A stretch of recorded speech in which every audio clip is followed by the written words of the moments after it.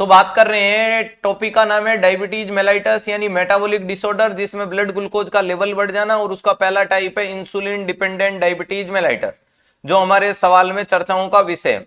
इसी को प्यारे दोस्तों आप जुवेनाइल डायबिटीज के नाम से जाना जाता है। इसी को प्यारे दोस्तों आप जुवेनाइल डायबिटीज के अलावा अगर अपन बात करने की कोशिश करें, इसी को क्या बोल सकते हो, चिल्ड्रंस में बोल सकते हो। इसी को आप लोग क्या बोल सकते हो, तो ध्यान रखिएगा, चिल्ड्रंस में बोल सकते हो इंसुलिन डिपेंडेंट डायबिटीज मेलाइटस के नाम से। नेक्स्ट ध्यान रखिएगा, ये लेस देन 30 ईयर में देखने को मिलता है। इसमें क्या होता है, तो ध्यान रखिएगा, decrease amount of insulin, decrease amount of insulin, decrease amount of insulin due to destruction of beta cell,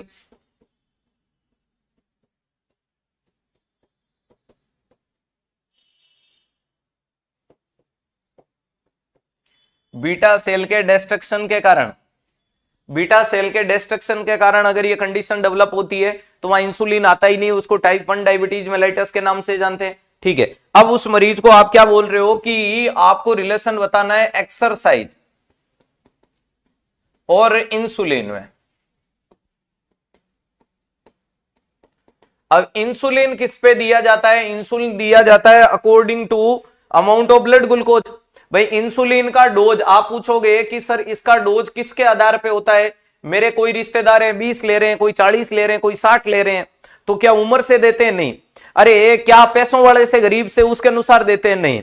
अरे तो डायबिटीज है या नहीं है उससे? नहीं। ये दिया जाता है according to amount of blood glucose. ध्यान रखिएगा, डोज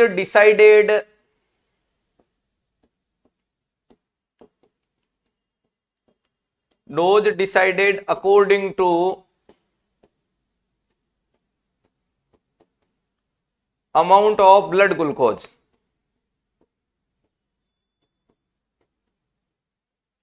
ब्लड ग्लूकोज के अमाउंट के आधार पे इसे डिसाइड किया जाता कितना देना या नहीं देना। ठीक है सर, अब मान लीजिएगा कि एग्जाम्पल के लिए बोल रहा हूं कि आपने किसी मरीज को बोला 30 ले लेना। कितना ले लेना? 30 ले लेना, 30 यूनिट। क्यों ले लेना? क्योंकि तुम्हारा अभी ब्लड ग्लूकोज चल रहा है 240 mg। तुम्हारा ब्लड ग्लूकोज क्या चल रहा है, बीजी कितना है, तो बीजी 240 है। अब प्यारे दोस्तों आपने 30 कब बोला? जब 240 था। अब जैसे ही ये व्यक्ति एक्सरसाइज करेगा, ये रनिंग करेगा, जॉगिंग करेगा, जंपिंग करेगा, जू जू जू जू जू जू कुछ ना कुछ तो करेगा। सर ये वॉक कर रहा है, सर ये व्यक्ति रनिंग कर रहा है, ये व्यक्ति जंपिंग कर रहा है।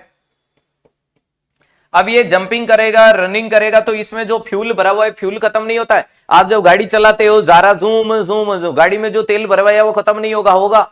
तो कुल मिलाकर के जब आप वॉक करोगे, जब आप रनिंग करोगे, जब आप जंपिंग करोगे, तो प्यारे दोस्तों आपको एनर्जी की रिक्वायरमेंट चाहिए। हाँ, और ध्यान रखिएगा, इट्स रिक्वायर्ड एनर्जी। और एनर्जी की रिक्वायरमेंट अगर चाहिए तो आप फुलफिलमेंट कहां से करोगे? Fulfilled with utilisation of blood glucose.